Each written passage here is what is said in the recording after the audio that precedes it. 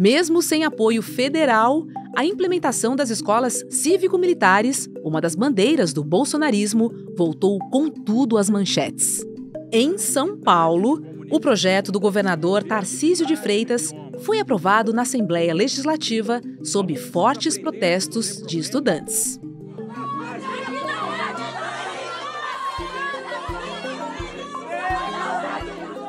O PSOL reagiu e entrou com uma ação direta de inconstitucionalidade no Supremo Tribunal Federal.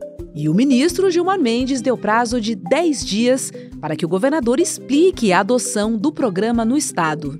No Paraná, a Assembleia Legislativa aprovou a entrega da gestão administrativa de ao menos 200 escolas públicas do estado à iniciativa privada, a partir do ano que vem. Enquanto os deputados analisavam o texto, professores e estudantes protestavam nas galerias da Alep. Assim como fez o PSOL em São Paulo, a bancada da oposição também acionou o Supremo Tribunal Federal para barrar a lei. A alegação é de que a iniciativa é inconstitucional, pois a Corte proibiu em 2018 a terceirização de professores nas escolas públicas de todo o país. O Programa Nacional das Escolas Cívico-Militares, criado por Jair Bolsonaro em 2019, não é apenas ideológico, existe também muito dinheiro envolvido.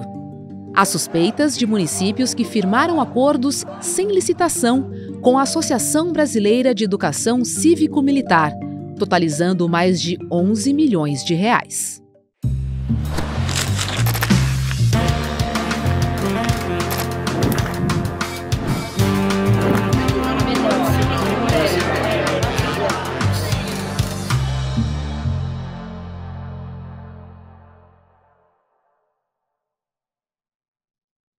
Olá, seja muito bem-vindo, seja muito bem-vinda. Eu sou a Roberta Garcia e este é o videocast em detalhes. Nós aqui vamos mergulhar sempre numa temática, num tema do nosso dia a dia. Hoje eu converso com o professor e cientista político Daniel Cara. Vamos falar sobre os riscos da privatização da escola pública e sobre o projeto de implementação de escolas cívico-militares, uma das bandeiras do governo Bolsonaro. Bom dia, Daniel. Seja muito bem-vindo. Olá, Roberto. É um prazer estar aqui com você e com todos os seus internautas, telespectadores. É um prazer enorme estar aqui no ICL. É isso, nossa comunidade aqui do ICL. Daniel, o projeto que privatiza escolas públicas no Paraná, ele foi aprovado em 2 turnos na Alep.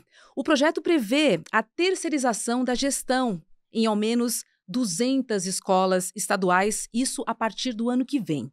E aí eu te pergunto, como a privatização da educação se alinha aos projetos políticos da extrema-direita, hein? A extrema-direita, ela nada mais é do que uma estratégia de imposição do neoliberalismo. Esse ponto é importante ser destacado, porque essa é a função estratégica da extrema-direita para o sistema econômico. Em qualquer país hoje, do campo ocidental ou da América Latina, é sempre bom lembrar que nós não somos ocidentais, nós somos latino-americanos, né? O Ocidente, na prática, são os países do norte, de característica ou de base europeia, não é o nosso caso. Mesmo nos países do norte, a ascensão da extrema-direita ela se dá efetivamente para estabelecer um espaço para o neoliberalismo. E no caso das escolas, esse elemento ele ainda é mais estratégico, porque a privatização da gestão das escolas, no caso do Paraná, é até mais profundo, mas o que o Tarcísio está tentando implementar em São Paulo, o Ricardo Nunes está tentando implementar na cidade de São Paulo, já avançou em Belo Horizonte, o Zema tenta fazer avançar em Minas Gerais. Na prática, eles argumentam que é uma tentativa de gestão das questões administrativas da escola. Essas sim seriam privatizadas. O problema concreto é que eles desconhecem a realidade da educação. A educação ela obriga necessariamente que a gestão do espaço e a própria composição do espaço esteja vinculado a um projeto pedagógico. No caso da educação, como diz o meu orientador, né, do doutorado, Vitor Henrique Paro, hoje meu colega na Universidade de São Paulo, ele diz com muita propriedade que a administração escolar é a administração racional dos meios, dos instrumentos, dos recursos que existem dentro do espaço escolar para o atingimento de objetivos pedagógicos. Então, é nesse sentido que deve ser organizada a administração escolar. E esse projeto de privatização, o que é na prática? Ele está tentando, como ele colabora, né, com a extrema-direita, como ele colabora com o neoliberalismo. Ele está retirando a administração pedagógica, reduzindo o trabalho da ação pedagógica. Isso significa enfraquecer a formação crítica dos estudantes. A Constituição Federal diz, no artigo 205, que o objetivo da educação é o pleno desenvolvimento da pessoa, preparo para o exercício da cidadania e qualificação para o trabalho. A gestão pedagógica ela visa esse objetivo. Isso é reduzido concretamente pela privatização. Você tem uma diminuição da conscientização, especialmente cidadã, em relação à sociedade. Isso beneficia objetivamente o neoliberalismo e a extrema-direita, mas tem também um aspecto que é um aspecto de fazer com que mais recurso seja destinado ao serviço da dívida pública e menos ao investimento nas políticas sociais. Então, na prática, a privatização atende à extrema-direita em todos os sentidos, porque ela afirma, né, a privatização, uma lógica neoliberal, que é, na prática, aquilo que a extrema-direita pretende promover no mundo todo e faz isso, né, por meio da violência. Então, não se trata mais do neoliberalismo comedido que nós tínhamos na década de 90, pós-consenso de Washington. Se trata agora de uma estratégia violenta de afirmação do neoliberalismo. E a privatização das escolas ela está vinculada a essa lógica. Pois é, e a gente já tem percebido nos bastidores, principalmente, né, a presença e atuação de grupos empresariais e fundações também, que querem se apropriar de recursos financeiros destinados à educação pública. Isso por meio de celebração de contratos. Eu te pergunto, quais são os principais interesses econômicos que estão por trás da privatização da educação com essas empresas que se dizem ter expertise em gestão empresarial e em gestão educacional? Bom, no final da pergunta você trouxe o principal ponto. Elas podem ter experiência na gestão empresarial, mas elas entendem muito pouco de gestão educacional, porque a gestão educacional, o objetivo, de fato, é a plenitude das pessoas, preparo para o exercício da cidadania e qualificação para o trabalho. Fazer esse processo, que é o processo de ensino-aprendizado, é muito diferente do que, por exemplo, produzir um serviço ou produzir um produto numa indústria. A formação cidadã, a formação plena dos estudantes é muito diferente, por exemplo, do que produzir caneta. Então, eles podem entender, e até tenho razoável dúvida, eles podem entender de gestão empresarial, mas entendem muito pouco da formação plena de mulheres e de homens, né? Então, esse é um ponto que precisa ser destacado. Agora, como que se operacionaliza a privatização? Ela tem 3 objetivos. O primeiro objetivo é uma tentativa de reduzir a expansão do gasto público em educação. A gente está falando de educação, poderia falar de saúde, assistência social, qualquer área que é afirmada no artigo 6º da Constituição Federal, da nossa Constituição, que é a que determina os direitos sociais. Então, o primeiro grande objetivo é conter a expansão do gasto social. O segundo objetivo das estratégias de privatização é, considerando o gasto social que não pode ser contido, ou seja, aquilo que obrigatoriamente tem que ser realizado no Brasil, só para educação básica, são 380 bilhões de reais por ano, parece muito, mas é muito pouco. O Brasil é um dos países que pior investe por aluno ao ano, então é 380 bilhões, mas nós temos uma dívida educacional enorme. Então o custo aluno ano, que é o principal indicador, o que fica para cada aluno, o Brasil é muito baixo, mesmo com 380 bilhões. Só que é 380 bilhões, Roberto, então eles querem se apropriar desse recurso. E aí vão as estratégias de privatização, de gestão das escolas, até de oferta de matrículas. Na prática, o Brasil vive hoje uma pressão para um processo de privatização. E o terceiro ponto é que se busca, com essa lógica de privatização, também constituir uma legitimação ideológica do neoliberalismo, tentando fazer com que o currículo das escolas fique orientado por uma lógica que é uma lógica completamente contrária ao espírito constitucional, a própria Declaração Universal dos Direitos Humanos, que essas estratégias de privatização elas buscam formar e legitimar uma formação pautada na ideia de que cada ser humano tem que ser empreendedor de si mesmo. Ou seja, as pessoas elas deixam de ser formadas para o mundo do trabalho, formadas para a cidadania, formadas para a plenitude da vida, e passam a ser tratadas como o próprio mercado que elas devem ofertar, o próprio produto, melhor dizendo, que elas devem ofertar no mercado. A própria pessoa se torna uma mercadoria.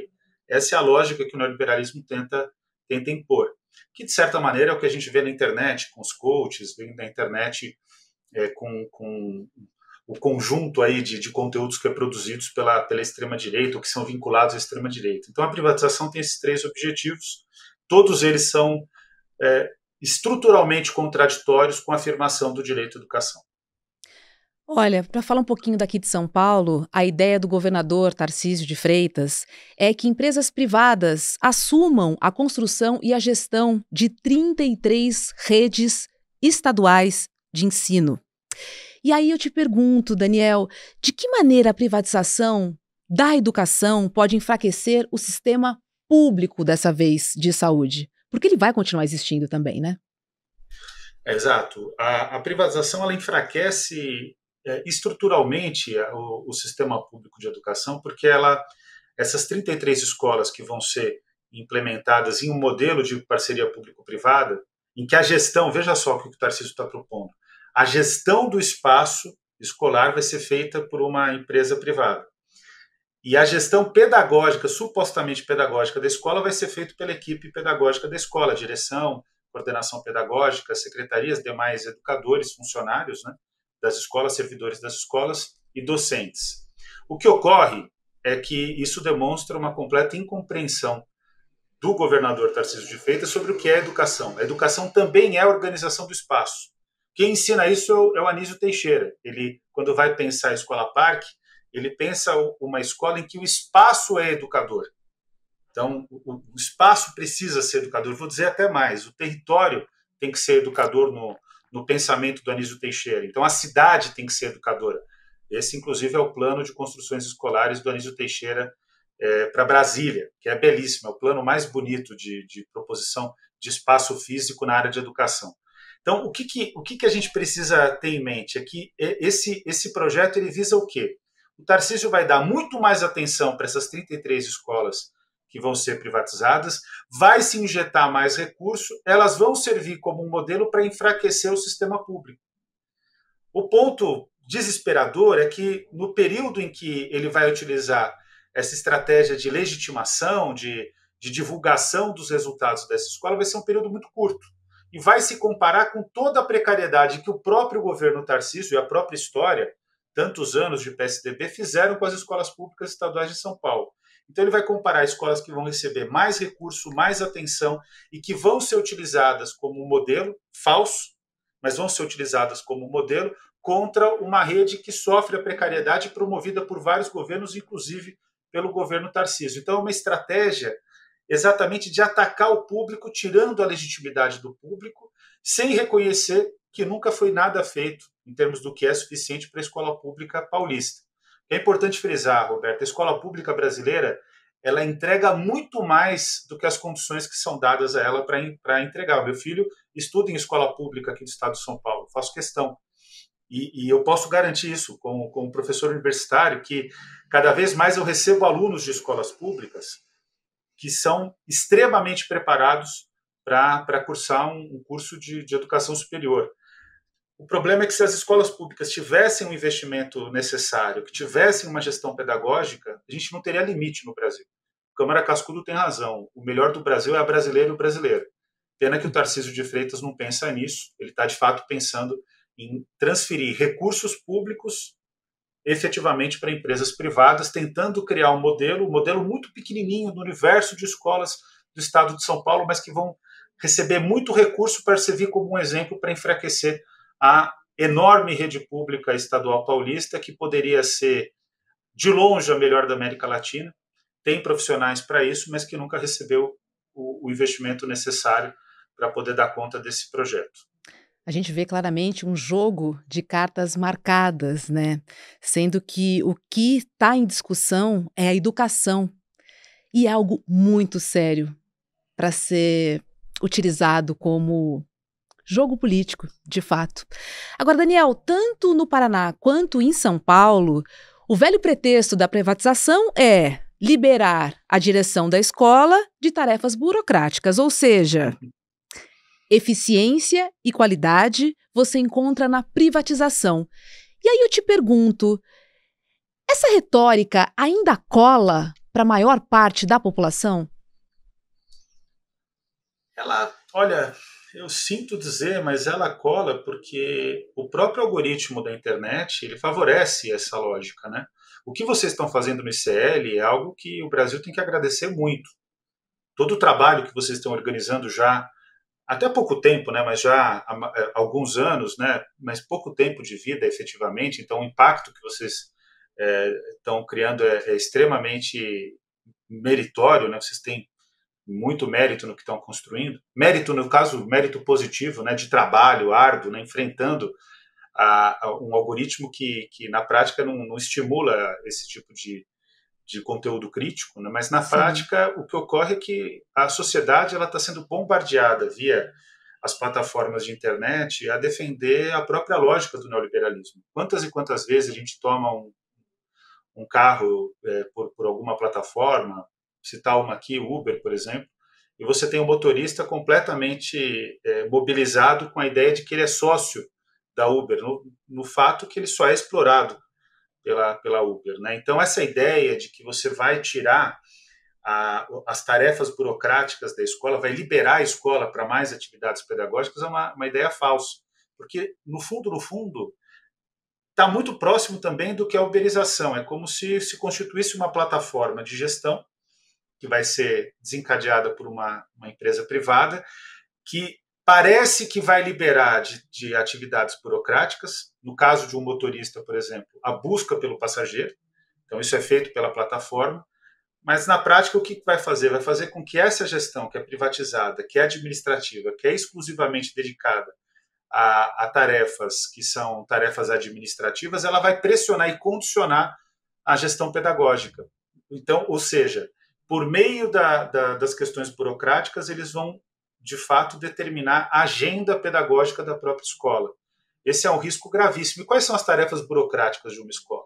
A tarefa burocrática de uma escola é preenchimento de boletim escolar, é preenchimento de plano de aula. Isso tudo é eminentemente pedagógico. Eventualmente, uma contratação de um serviço de reforma, isso é muito pouco para você estimular a privatização. Agora não posso fugir desse tema, né? Eu quero fazer uma crítica aqui. Isso também está sendo estimulado pelo Banco Nacional de Desenvolvimento Econômico e Social, BNDES, cuja presidência, que é do governo Lula, e cuja presidência é do Aloysio Mercadante. Ele também está estimulando um edital de privatização de escolas. Então, esse é um ponto bastante grave, que eu acho que a gente precisa ter a real dimensão. Esse projeto de privatização, ele é, claro, muito mais sólido no governo Ratinho Júnior, no governo Tarcísio, que são governos de extrema-direita. Não vejo, por exemplo, a governadora Fátima Bezerra, que é professora do Rio Grande do Norte, defender uma medida completamente absurda como essa, mas o próprio BNDES está estimulando essa política. Isso me preocupa, porque dá um sinal de que, dentro do espectro ideológico, praticamente os dois principais campos hoje do debate público brasileiro tem pelo menos algum ator defendendo essa lógica de privatização que no fundo é um completo abandono, é uma negação, né, da educação. A educação, ela de fato, ela precisa ser gerida a administração escolar tem que ser gerida de forma pedagógica, a pedagogia, o aprendizado dos alunos deve ser o objetivo final, e é o inverso do que está sendo buscado com esse projeto de privatização aqui em São Paulo e também no Paraná. Já, sempre lembrando, passando por Belo Horizonte, tramitando na cidade de São Paulo, avançando no governo Zema, em Minas Gerais. Então, é uma situação bastante preocupante. Em Goiás, com o Ronaldo Caiado, a gente está numa zona muito delicada e perigosa da afirmação do direito à educação no Brasil, que está sob risco. E algo tão caro e tão essencial, né, para um país ou para uma nação, né, que entende o valor da educação. Outro ponto importante, Daniel, que eu queria conversar com você, é sobre os impactos, né, da privatização da educação, falando especialmente em relação à desigualdade social e educacional no Brasil.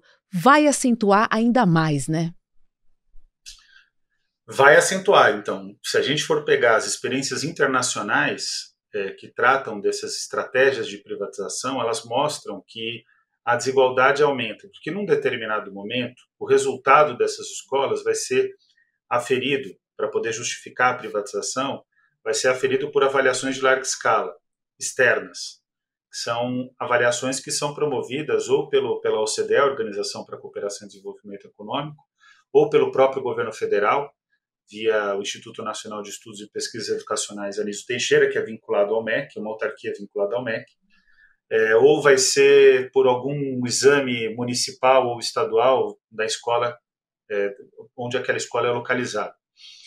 Qual que é o problema? O problema é que, efetivamente, como o Brasil tem uma baixa tradição pedagógica, o nosso efeito escola, ou seja, o que a escola contribui para a formação do estudante, ainda é muito baixo em relação ao efeito família, porque o Brasil é um país desigual. E aí, para essas escolas poderem justificar o processo de privatização, elas vão ter que ter melhor desempenho em avaliações de larga escala. E aí elas vão começar a selecionar alunos. Então, os alunos de regiões mais vulneráveis, eles vão ser rejeitados, porque eles vêm de famílias mais vulneráveis, cujos pais muitas vezes não tiveram acesso à própria alfabetização ou não concluíram o ensino fundamental, o antigo primário, vem de famílias em que existem dificuldades econômicas que são determinantes e ninguém aprende com fome, e normalmente a merenda da escola ela é decisiva para composição nutricional, né, para o acesso nutricional dos estudantes, mas ela não é suficiente para dar conta de todas as necessidades. Então, esse processo de privatização no mundo, não é só no Brasil, é que no Brasil isso vai ser ainda mais grave pelo nosso baixo efeito família, ou pela desigualdade, né? Ou seja, uma boa parte da população brasileira não teve acesso a uma educação de qualidade. Então, o resultado é que essas escolas privatizadas, como acontece no mundo, e aqui vai ser mais dinâmico, mais profundo e mais assustador, o que vai acontecer é que esses alunos de famílias vulneráveis, eles vão ser, na prática, excluídos dessas escolas que vivem numa gestão privada, porque é mais difícil lecionar para estudantes que vêm de uma condição vulnerável. Então, esse é um ponto que é importantíssimo ser destacado. A privatização no mundo gera desigualdade, no Brasil vai gerar ainda mais desigualdade, não tem dúvida disso. Agora, além da privatização, né, tem o projeto de lei que prevê a implementação das escolas cívico-militares na rede estadual e municipal de ensino em São Paulo. Ele foi aprovado pela LESP, né, que é a Assembleia Legislativa de São Paulo. De que forma, Daniel, as escolas cívico-militares se encaixam também no projeto político da extrema-direita no Brasil? A gente vê explodindo em várias prefeituras esse projeto acontecendo hoje, inclusive. A extrema-direita, ela reiterar esse ponto, né? Ela afirma o neoliberalismo com violência. E aí ela precisa praticar violência contra a educação e contra a escola. O Escola Sem Partido, que foi o primeiro projeto da extrema-direita, no fundo ele visa silenciar os professores, amordaçar os professores, acabar com a liberdade de cátedra dos professores. Então, era um ataque à liberdade de cátedra, ao exercício da docência. A educação domiciliar, ninguém acredita que a educação domiciliar vai conseguir dominar todas as famílias brasileiras, ou uma grande quantidade de famílias brasileiras. É impossível. A própria pandemia mostrou a essencialidade da importância da educação presencial, da escola. Então, qual que é o objetivo? O objetivo é criar uma ideia na sociedade com poucas experiências de educação domiciliar, mas criar uma ideia na sociedade de que a família é sagrada e a escola é profana, que a sociedade é profana e que a família é sagrada, que os valores cristãos, fundamentalistas cristãos, né, e eu falo isso com propriedade, né, eu sou católico e tenho completa rejeição a todos os dogmas da igreja que são contrários à liberdade religiosa, à livre expressão, à identidade, mas tem uma formação católica e que eu vejo muitas vezes, tanto no catolicismo como nas igrejas evangélicas, é um fundamentalismo completamente contraproducente. E esse fundamentalismo serve para quê? Para enfraquecer a escola pública, para dizer que a escola pública ela é profana, que ela é é uma escola que promove uma educação que vai contra os valores da família, o que não existe. Então, é só uma estratégia de enfraquecimento das famílias. E a educação cívico-militar é o terceiro patamar dessa estratégia. Ela tem como objetivo, a educação cívico-militar não é educar os estudantes, é intimidar os estudantes, colocá-los sob o jugo da disciplina autoritária, fazendo uma oposição entre a disciplina autoritária e as ciências da educação, em especial a pedagogia, fazendo com que a disciplina seja considerada, né, ela passa a ser encarada como mais eficaz para o aprendizado do que a própria pedagogia, o próprio exercício de ensino-aprendizado. Então, é um ataque aos alunos e à própria educação. Qual que é o objetivo disso? O objetivo dessas três estratégias da extrema-direita no Brasil, em especial as escolas cívico-militares, é desestimular a educação, em primeiro lugar. Em segundo lugar, é tentar afirmar uma ideologia dentro do ambiente escolar que é contrária à educação, mas que afirma o pensamento de extrema-direita.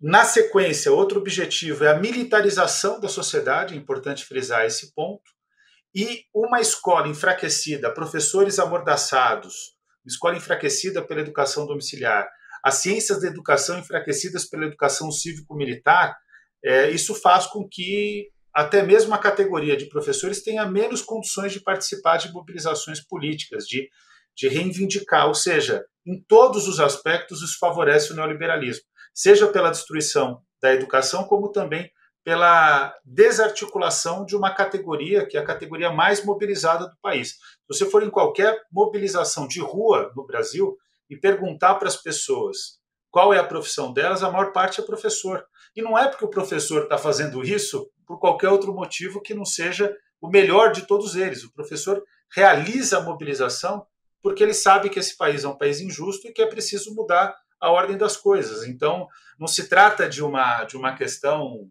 seria legítimo se fosse, mas não se trata de uma questão sindical ou uma questão partidária, se trata de consciência. Esse é um país injusto e que precisa ser transformado num país justo. E é exatamente essa perspectiva também que é atacada por esses projetos de extrema-direita, em especial educação cívico-militar, que parte de um princípio completamente absurdo, Roberto. A ideia de que uma professora e um professor são desqualificados por um policial militar. Eu não consigo aceitar quem acredita que um policial ou uma policial militar é melhor educador ou educadora do que um professor e uma professora. Quem pensa isso, de fato, não entende nada de educação e não tem nenhuma preocupação com a educação brasileira. Perfeito, professor. Só trazer mais uma informação, a gente está quase finalizando, é que o ministro do STF, Gilmar Mendes, deu 10 dias para o governador Tarcísio de Freitas detalhar o programa de escola cívico-militar, porque, de acordo com o PSOL, esse programa é inconstitucional. Então, estamos de olho. Professor Daniel Cara, obrigada, foi um prazer compartilhar com você essa manhã, com informações tão relevantes para o nosso sistema educacional. Bom dia. Obrigado, bom dia e parabéns para todo o trabalho que vocês vêm realizando de comunicação pública de verdade. Então, tenho muito orgulho do trabalho que vocês desenvolvem. Obrigada. Olha, e tá chegando a hora, falta muito pouco para o Despertar Empreendedor, o primeiro evento presencial do ICL. Quase todos os ingressos já foram vendidos, mas ainda restam poucos, então corra! O evento tem 3 dias de duração e vai oferecer uma verdadeira imersão no universo do empreendedorismo e desenvolvimento pessoal. Tudo isso com timaço, tá? Fátima Bernardes, Felipe Neto, Fernanda Haddad, tem Bela Gil, Rafael Donatiello, tem Eduardo Moreira e outras feras. Então, entra lá no link para ver os detalhes e garantir a sua vaga. despertar2024.com.br. É isso aí. O videocast em detalhes fica por aqui.